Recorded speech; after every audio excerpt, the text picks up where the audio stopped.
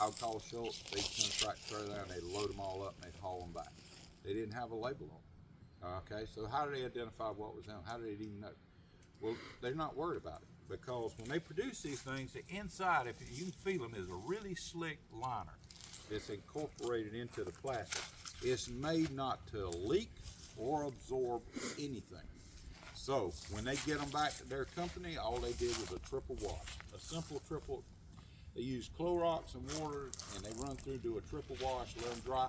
You liable to have Roundup in them one time, or motor oil in them in one time, and the next time you got something food grade in there that's going to a restaurant. So that's what happens. Now, when we get them, we go ahead and cut them, and I'll wash them, and I'll go ahead and put the holes in the bottom just like this. Very easy to handle because you can sit here with your back up and you got something, okay? And it ain't gonna press down in the ground. Very durable. I can pick them up with the tractor. I can move them around wherever I need to go with them. They're a little on the heavy side, so you do need a pretty good sized tractor.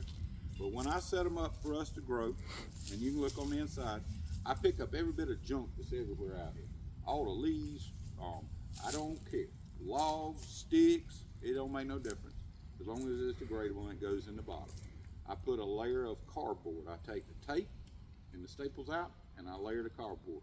Maybert stores the cardboard back here behind the little greenhouse, and if she don't use it all and it rots down, all I do is back there is take the tractor, pick it up, and come and throw it in here just like that. So it's already degrading down there. Once I get that layer of cardboard, I go with another layer of the refuse on top of it, and then I go with dirt. And I take the dirt out the middle of the woods. I don't worry about what kind of dirt I got. When I bring it back, because I'm going to fix that problem, all right? We'll bring it back in here. I got a baby bed spring. I lay it up there and I sift it through, and any roots or trash that's in that wood. And that dirt back there out of that woods is pretty dirt. It's nice, black, loamy looking soil, but it won't grow crap. That's because everything you see falling right here is mounded up in the woods back there.